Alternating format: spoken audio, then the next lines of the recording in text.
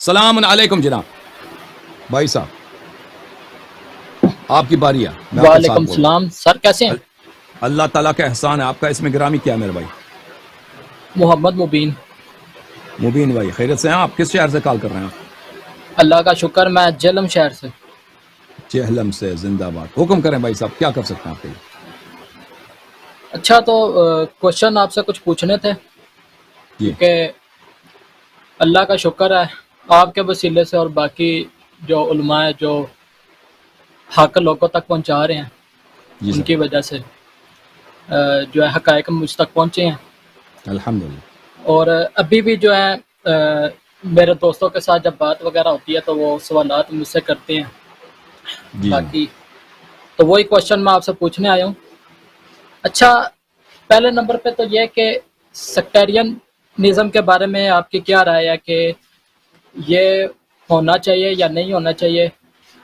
خدا لم یزل نے اس کی سیکٹیرینزم کی مذمت میں قرآن پاک میں کیا فرمایا ہے، اور جو لوگ اس کو ٹھیک سمجھتے ہیں اور وہ کیوں سمجھتے ہیں اس طرح؟ سیکٹریانزم دیکھیں، جو ابھی موجودہ سیکٹریانزم چل رہا ہے، اس کے سیاسی وجوہات ہیں، جیو پولیٹیکل وجوہات ہیں. اس کے متعلق ہم بات کر چکے ہیں. بر صغیر کی تاریخ کافی لمبی ہے اور یہاں پہ مسلمان کئی سو سال سے رہتے ہیں. تو یہاں پہ ہمیشہ مسلمان جو ہیں اور مسلمانوں کے مختلف فرقے جو ہیں، شیعہ اور غیر شیعہ، اکثر یعنی اپنی تاریخ میں یہ امن کے ساتھ رہے ہیں. ایسے واقعات ہوئے ہیں جہاں پہ کچھ تکفیر ہوئی ہے، قتل و غارت ہوا ہے، عام طور پہ شیعوں کی ہوئی ہے، لیکن یہ کم رہے ہیں. عام طور پہ سیکٹیرینزم صرف علمی اختلافات تک محدود رہا ہے اور اس پہ جنگ و غارت نہیں ہوا، قتل نہیں ہوا. لیکن ہمارے دور میں اگر ہوئے بھی ہیں تو مثلا فسادات ہوئے ہیں. جو فساد اور ہوتا ہے نا، ایک دفعہ کئی مثلا ایک واقعہ ایک محلے میں پیش آتا ہے تو آپس میں لڑتے ہیں، تو اس طرح کے محدود واقعات ہوئے ہیں. لیکن ہمارے دور میں پچھلے 40 سال سے جو پاکستان میں شیعوں کی تکفیر ہوتی ہے اور مختلف عسکری جماعتیں ہیں جن کا کام ہی یہی ہے، ان کا نصب العین ہی یہی ہے کہ شیعوں کو قتل کیا جائے، دھماکے کیا جائیں شیعوں کے خلاف. اور حکومت نے ان کو بہت آزادی دی ہے اور ان کو بہت کم ایسا ہوا کہ ان کو پکڑا ہے اور ان کو سزا ملی ہے، یا ان کے جو سرکردگان ہیں ان کو سزا ملی ہو. تو یہ جو اس کے وجوہات پولیٹیکل ہیں، اس کے وجوہات مذہبی نہیں ہیں. اور وہ ہے کہ عالم اسلام میں، کیونکہ یہ واضح بات ہے کہ جب سے ایرانی انقلاب ہوئی ہے، کیونکہ ایرانی انقلاب میں جو ان کی جو کانسٹیٹیوشن ہے، ان کا جو قائد ہے وہ کیا کہلاتا ہے؟ وہ اس کا قائد ہے ولی امر مسلمین جہان. وہ سب مسلمانوں کا ولی امر ہے، سب مسلمانوں کا ولی امر ہے. تو یہ کوئی چھپی بات بھی نہیں ہے، وہ اپنے کانسٹیٹیوشن میں ہے اور پوری امت کا امام ہے. یہ بالکل ایرانی کانسٹیٹیوشن میں ہے کہ ایران کا جو قائد ہے وہ پوری امت کا ولی امر ہے اور پورے مسلمین کا وہ امام ہے. تو لازمی بات ہے اگر وہ ولی امر ہے اور وہ امام ہے تو پاکستانی حکومت کی تو کوئی ویلیو نہیں رہے نا. یہ تو زبان میں کہتے ہیں کہ ہم پاکستانی حکومت کو مانتے ہیں.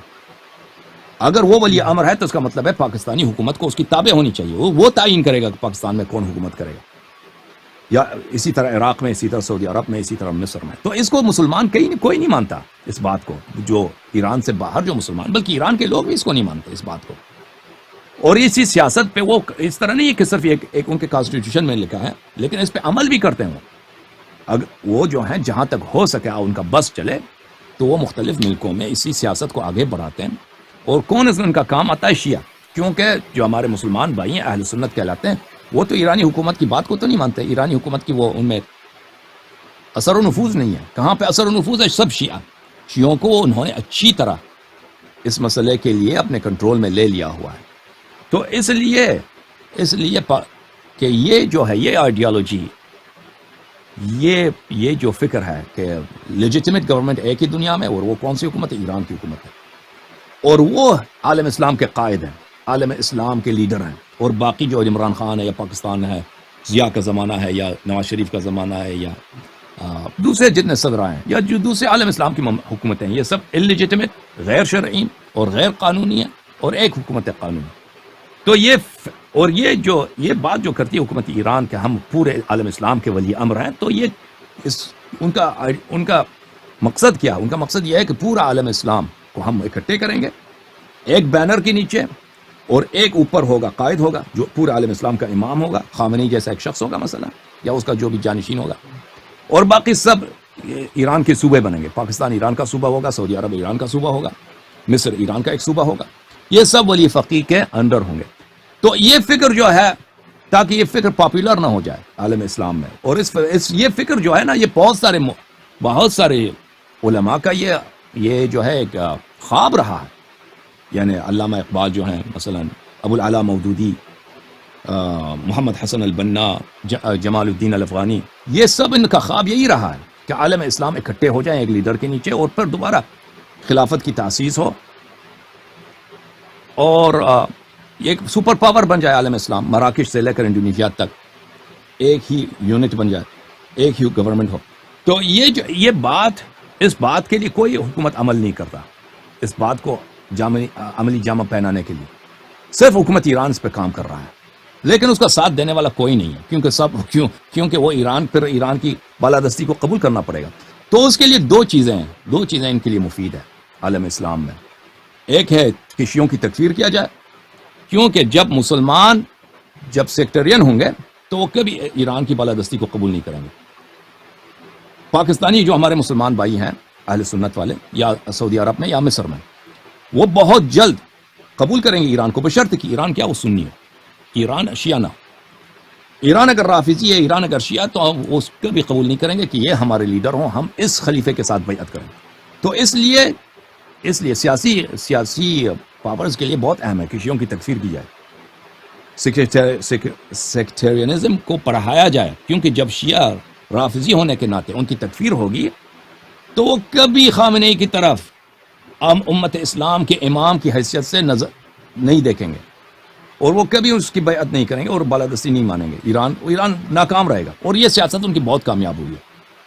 جب انقلاب ایران ہوا تھا، بہت سارے شیعہ ہمارے اہل سنت کے علماء نے انقلاب ایران کی بہت تائید کی تھی اور بہت اس کو ویلکم کیا تھا. جماعت اسلامی کا ایک وفد گیا تھا ایران، اور انہوں نے آفر دیا تھا خمینی صاحب کو کہ ہم آپ کے ساتھ بیعت کریں گے، آپ مسلمین کے خلیفہ ہونے کیسے سے آپ کے ساتھ بیعت کریں گے. تو سعودی عرب اور جو امریکہ والے ہیں وہ تو بیوقوف تو نہیں، ان کے پاس اس کا توڑ کیا تھا کہ شیعوں کی تکفیر کیا جائے. اور اس کے علاوہ جو پاور بیس ہے ایران کا مختلف ملکوں میں، جو پاور بیس ہے یہ پاکستان میں، افغانستان میں، یا مختلف دنیا میں، وہ شیعہ ہیں، جو اہل سنت نہیں ہے، شیعہ ہیں. تو اگر یہ شیعہ ہمیشہ خوف زدہ ہوں، شیعہ ہمیشہ اس فکر میں ہوں کہ ہمیں کیسے قتل نہ ہو، تو وہ کبھی، اگر کوئی بھی ایسی جماعت ہے دنیا میں کہیں بھی ہو نا، مثلا کوئی بھی فرقہ ہو، تو وہ اس کا خوف یہی ہے کہ ہم کیسے قتل نہ ہوں، تو وہ کبھی موبلائز نہیں ہوں گے کہ وہ کوئی بڑی ہدف کو حاصل کریں، کیونکہ اس کے سامنے سب سے بڑی جو امیڈیٹ جو پرابلم ہے وہ یہ کہ وہ قتل ہو رہے ہیں. تو پاکستان میں شیعوں کو ایران کا پاور بیس ہے شیعہ، تو ان کو قتل کرو، ان کو مارو. یہ خوف زدہ رہیں گے، یہ کبھی اپنی مذہبی پلیٹ فارم پہ کو سیاسی پلیٹ فارم پہ تبدیل نہیں کر سکیں گے، کیونکہ یہ ان کے پاس یہ پرابلم ہے کہ یہ قتل ہوتے ہیں، یہ ذبح ہوتے ہیں، یہ موبلائز نہیں ہو سکتے. تو اس طرح شیعوں کو فلج کیا جائے. تو یہ سیکٹیرینزم جو ہے نا ہمارے ہاں موجودہ دور میں، اس کی وجہ سیاسی ہے، اس کی وجہ مذہبی نہیں ہے. مذہبی لحاظ سے ہمیشہ جو ہے مسلمانوں میں اختلاف رہا ہے، اور بعض دفعہ فسادات بھی ہوئے ہیں، لیکن اس طرح نہیں تھا کہ مسلسل ایک طائفے کو قتل کیا جائے اور اس کے لیے عسکری تنظیمات ہوں ان کو قتل کرنے کے لیے، اور ان کی کوئی گرفت نہ ہو، جو ہمارے دور میں اس طرح ہے. اور یہ صرف پاکستان میں نہیں ہے، بہت سارے ملکوں میں اس طرح ہے کہ شیعوں کے خلاف ڈسکرمنیشن ہے، اور ان کے نہ صرف ڈسکرمنیشن ہے بلکہ ان کی تکفیر ہوتی ہے، وہ ان کے خلاف وارداتیں ہوتی ہیں. تو اس کی وجہ یہی ہے میرے بھائی. تو سیاسی وجوہات ہیں، اس کے سیاسی وجوہات کو دور کرنا پڑے گا، اور یہ شیعوں کا کام ہے، یہ مخالفین کا کام نہیں. مخالفین جو ہمارے اہل سنت ہیں، حکومت پاکستانی، حکومت سعودی، یہ ان کا ری ایکشن ہے، اور یہ بہت لاجیکل ری ایکشن ہے ان کی جانب سے، ان کے نقطۂ نظر سے. تو شیعوں کو اپنا صحیح کرنا چاہیے کہ یہ ایران جو ان کو یوٹیلائز کرتا ہے ففتھ کالم کی حیثیت سے، اپنے پاور بیس کی حیثیت سے مختلف ممالک میں، اور ایران نے جو یہ تماشا بنا رکھا ہے کہ ہم عالم ولی امر مسلمین جہان، یہ کبھی کامیاب نہیں ہو سکتا، اور یہ اس کے مقدر میں ناکامی ہے. صرف یہ شیعوں کو مزید تباہ کرے گا، اس کے اور حاصل اس کا کچھ نہیں ہوگا۔ جی سر مزید بولیں۔